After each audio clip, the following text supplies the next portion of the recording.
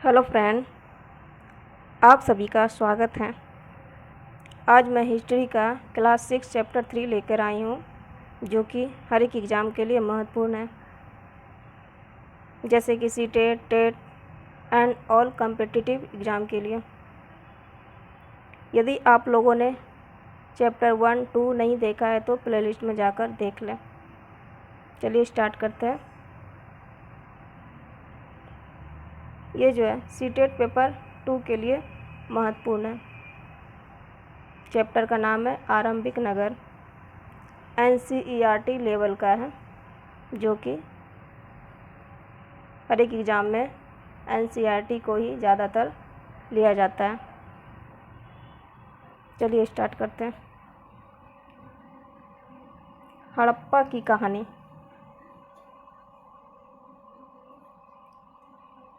पुरानी इमारत अपनी कहानी बताती है। लगभग 150 वर्ष पहले जब पंजाब में पहली बार रेलवे लाइनें बिछाई जा रही थी, तो इस काम में जुटे इंजीनियरों को अचानक हड़प्पा पुरास्थल मिला, जो आधुनिक पाकिस्तान में स्थित है। उन्होंने सोचा कि यह एक ऐसा खंडर है जहां से अच्छी ईंटें मिलेगी। यह सोचकर वे हड़प्पा के खंडरों से हजारों ईंटें उखाड़ ले गए, जिससे उन्होंने रेलवे लाइनें बिछाई। इससे कई इमारतें पूरी तरह नष्ट हो गई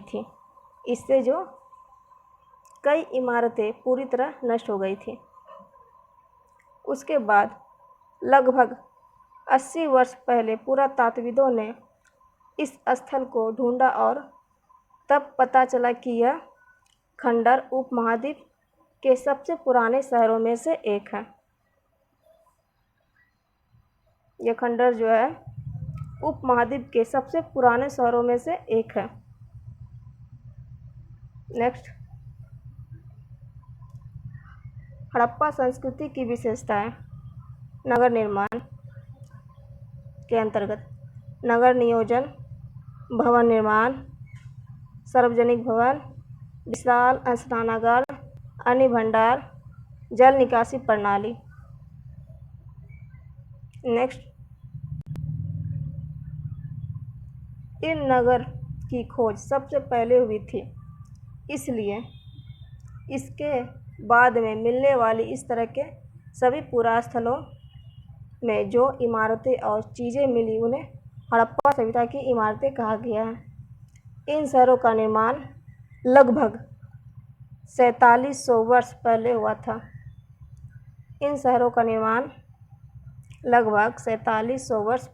था। नेक्स्ट, 1861 में अलेक्जेंडर कनिंघम के निर्देशन में भारतीय पुरातत्व विभाग की स्थापना की गई थी। 1861 में अलेक्जेंडर कनिंघम के निर्देशन में भारतीय पुरातत्व विभाग की स्थापना की गई थी। 1902 में लॉर्ड कर्जन द्वारा जॉन मार्शल को भारतीय पुरातत्व विभाग की महानिदेशक बनाया गया था। नेक्स्ट, 1921 में दयाराम साहनी ने जॉन मार्शल के नेतृत्व में हड़प्पा का उत्खनन किया गया। 1921 में दयाराम साहनी ने जॉन मार्शल के नेतृत्व में हड़प्पा की उत्खनन किया गया। नेक्स्ट, इस सभ्यता का नाम हड़प्पा सभ्यता रखा गया। वह दयाराम साहनी को इसका खोजकर्ता माना गया, जो कि 1921 में किया था। नेक्स्ट, सामाजिक जीवन में भोजन, वस्त्र, आभूषण एवं सौंदर्य प्रसाधन, मनोरंजन, प्रौद्योगिक ज्ञान, मृतक क्रम, ये सब जो है सामाजिक जीवन के अंतर्गत है। नेक्स्ट, आर्थिक जीवन के लिए कृषि, पशुपालन, व्यापार, कुटीर उद्योग, मापतोल, ये सब जो है आर्थिक जीवन के लिए। नेक्स्ट, कला का विकास। मूर्तिकला, चित्रकला, धातुकला, ताम्रपत्र निर्माण कला, वस्त्र निर्माण कला, लेखन कला, ये सब जी जो कला विकास के लिए। नेक्स्ट, धार्मिक जीवन के लिए। धार्मिक जीवन, मातृ देवी की उपासना, शिव या परम पुरुष की आराधना, वृक्ष और पशु पूजा, लिंग पूजा। धार्मिक जीवन जो था उस समय माता देवी की उपासना किया करता था, शिव या परम पुरुष की आराधना, वृक्ष और पशु पूजा, लिंग पूजा, ये सब जो है धार्मिक जीवन के संबंध में। नेक्स्ट, हड़प्पा सभ्यता का सबसे पूर्वी शहर आलमगीरपुर उत्तर प्रदेश था, जो हिंडर नदी के किनारे बसा था।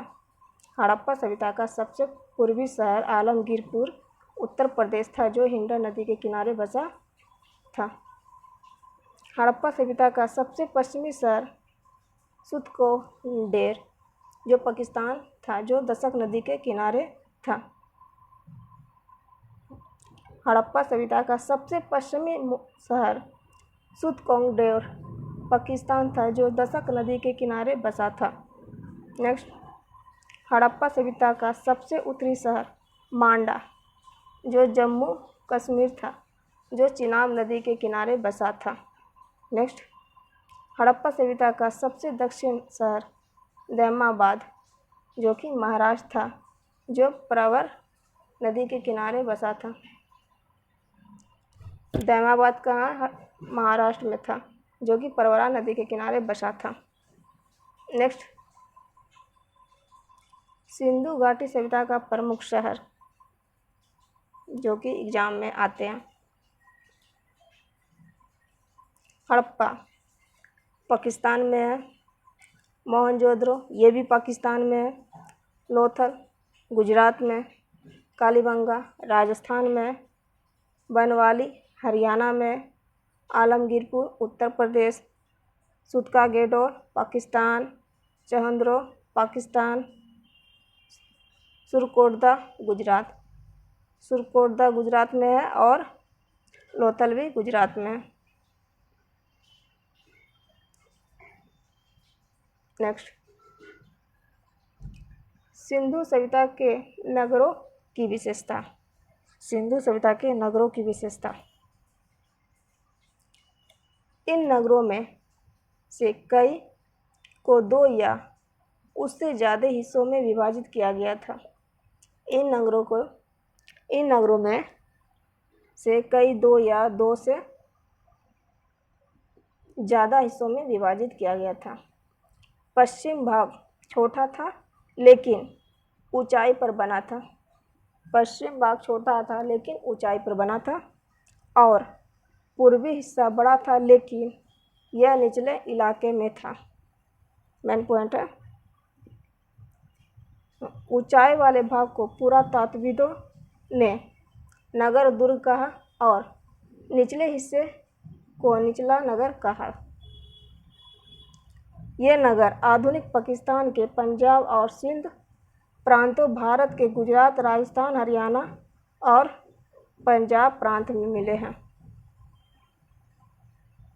नेक्स्ट, इन सभी स्थलों से पुरातात्विदों को महत्वपूर्ण वस्तुएं मिली हैं, जैसे मिट्टी की लाल बर्तन जिन पर काले रंग के चित्र बनाए थे, जो मिले थे। मिट्टी के लाल रंग का बर्तन मिला था जिस पर काले रंग के चित्र बने थे। कुछ नगरों के नगर दुर्ग में कुछ खास इमारतें बनाई गई थी। मोहनजोदड़ो में खास महान स्नानागार का निर्माण किया गया था। स्नानागार का निर्माण कहाँ कराया गया था? मोहनजोदड़ो में। इस तालाब को बनाने में ईंट और प्लास्टर का इस्तेमाल किया गया था। ईंट और प्लास्टर का निर्माण या इस्तेमाल किया गया था। शायद यहाँ विशिष्ट नागरिक विशेष अवसरों पर स्नान किया करते थे। मोहनजोदड़ो के स्नानागार का जलाशय दुर्ग के टीले में है। यह ईंट के स्थापत्य का एक सुंदर उदाहरण है। यह जो है ईंट के स्थापत्य का एक सुंदर उदाहरण है। यह 11.88 मीटर लंबा, 7.01 मीटर चौड़ा और 2.43 मीटर गहरा है। ये जो है 11.88 मीटर लंबा, 7.01 मीटर चौड़ा और 2.43 मीटर गहरा है। नेक्स्ट, मोहनजोदड़ो की सबसे बड़ा संरचना है अन्नागार, जो 45.71 मीटर लंबा और 15.23 मीटर चौड़ा है। ठीक, जो कि मोहनजोदड़ो की सबसे बड़ा संरचना अन्नागार जो है 45.71 मीटर लंबा, 15.23 मीटर चौड़ा है। नेक्स्ट, कालीबंगा और लोथल जैसे अन्य नगरों में अग्निकुंड मिले हैं। यहाँ यज्ञ किए जाते होंगे। हड़प्पा, मोहनजोदड़ो और लोथल जैसे कुछ नगरों में बड़े भंडार गृह मिले हैं। हड़प्पा, मोहनजोदड़ो और लोथल जैसे कुछ नगरों में बड़े भंडार गृह मिले हैं। इन नगरों के घर आमतौर पर 1 या 2 मंजिले होते थे। घर के आंगन के चारों ओर कमरे बनाए जाते थे। घर के आंगन के चारों ओर कमरे बनाए जाते थे। अधिकांश घरों में एक स्नान घर होता था और कुछ घरों में कुएं भी होते थे।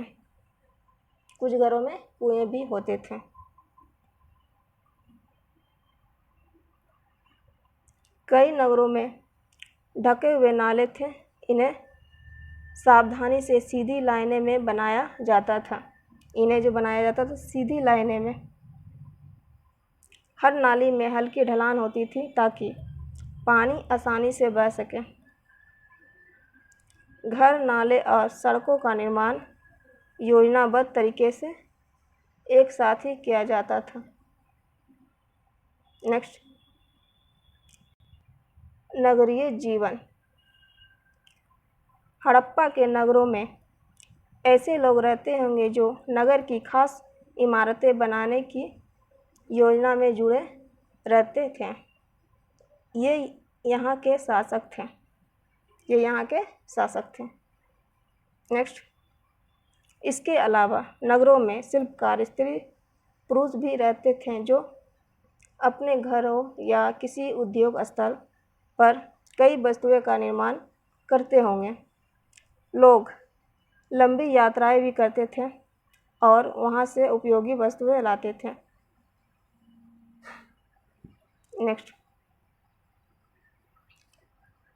नगर और नए शिल्प।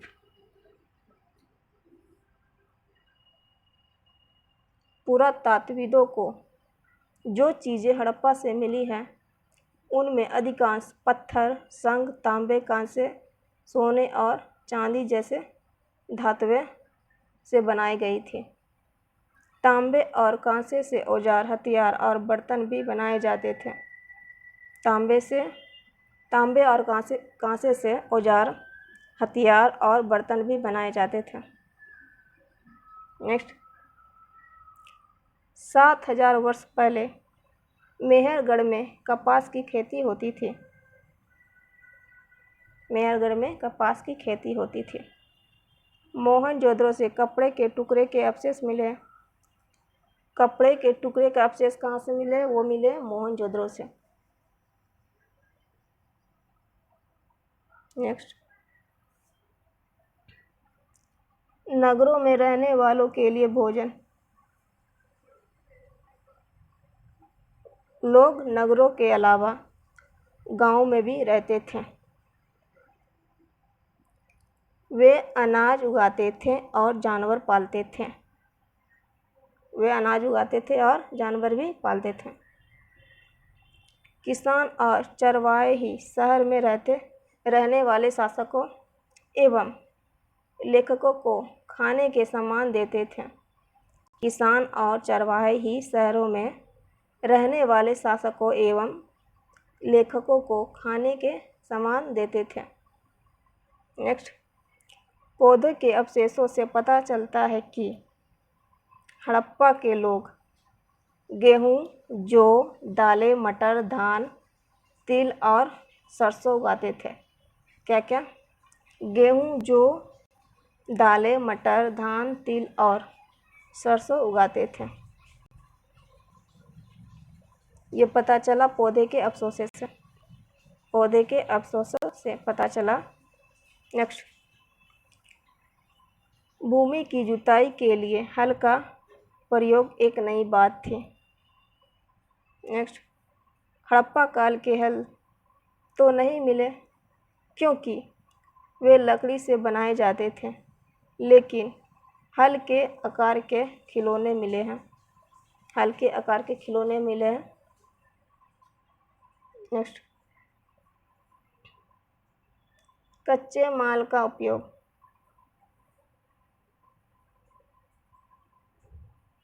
कच्चा माल उन पदार्थों को कहते हैं जो या तो प्राकृतिक रूप से मिलते हैं या फिर किसान या पशुपालक उनका उत्पादन करते हैं, जैसे लकड़ी या धातुओं के अयस्क प्राकृतिक रूप से उपलब्ध कच्चे माल। नेक्स्ट, किसानों द्वारा पैदा किए गए कपास को कच्चा माल कहते हैं, जिससे बाद में कताई बुनाई करके कपड़ा तैयार किया जाता है। नेक्स्ट, हड़प्पा में लोगों को कई चीज़ें वहीं मिलती थी, लेकिन तांबा एवं लोहे का वे आयात करते थे। हड़प्पा के लोग तांबे का आयात राजस्थान से करते थे। हड़प्पा के जो लोग थे तांबे का जो आयात जो करते थे वो करते थे राजस्थान से। कांसा बनाने के लिए तांबे के साथ मिलाई जाने वाली धातु टीन का आयात ईरान और अफ़गानिस्तान से किया जाता था। ईरान और अफ़गानिस्तान से किया जाता था। नेक्स्ट, इस क्षेत्र में बारिश कम होती है, इसलिए सिंचाई के लिए लोगों ने कुछ तरीके अपनाए होंगे। पानी का संचयन किया जाता होगा और ज़रूरत पड़ने पर उससे फसलों की सिंचाई की जाती होगी। जहाँ हड़प्पा सभ्यता के कई नगर दो भागों में विभक्त थे, वहीं धोलावीरा नगर को 3 भागों में बांटा गया। धोलावीरा को 3 भागों में बांटा गया था। नेक्स्ट, इसके हर हिस्से के चारों ओर पत्थर की ऊंची दीवारें बनाई गई थी। इसके हर हिस्से के चारों ओर पत्थर की ऊंची दीवारें बनाई गई थी। इसके अंदर जाने के लिए बड़े प्रवेश द्वार थे। बड़े प्रवेश द्वार थे अंदर जाने के लिए।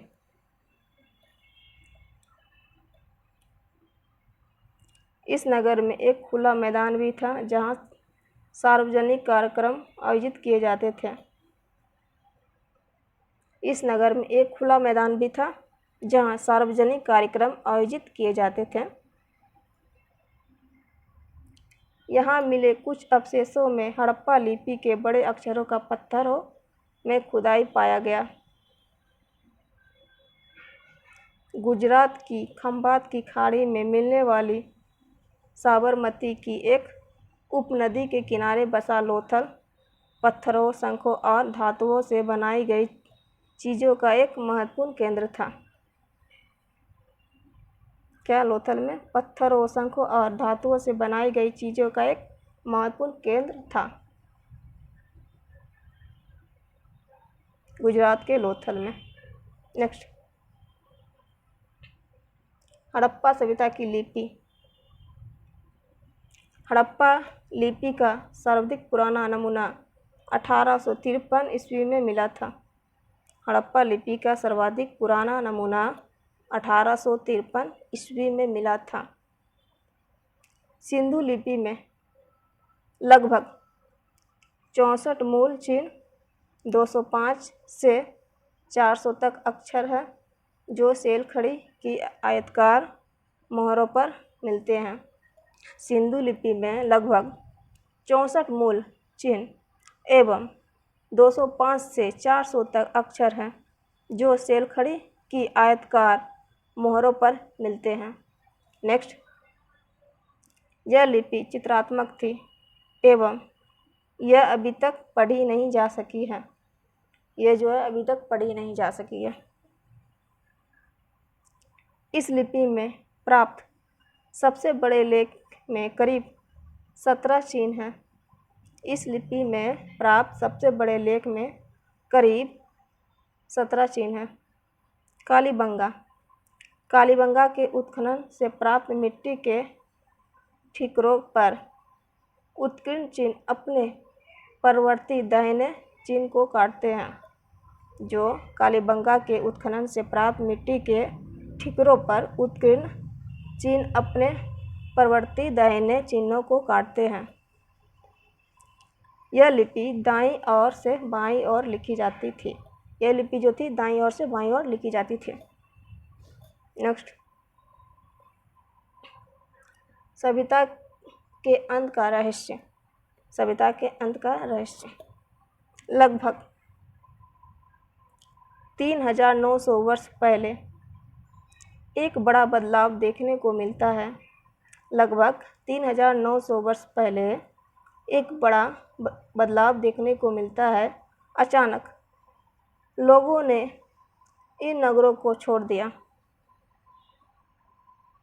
मोहनजोदड़ो में सड़कों पर कचरे के ढेर बनने लगे, जल निकास प्रणाली नष्ट हो गई एवं सड़कों पर ही झुग्गी नुमा घर बनाए जाने लगे। यानी कि मोहनजोदड़ो में सड़कों पर कचरे के ढेर बनने लगे, जल निकास प्रणाली नष्ट हो गई एवं सड़कों पर ही झुग्गी नुमा घर बनाए जाने लगे थे। नेक्स्ट, कुछ विद्वानों का कहना है कि नदियां सूख गई थी।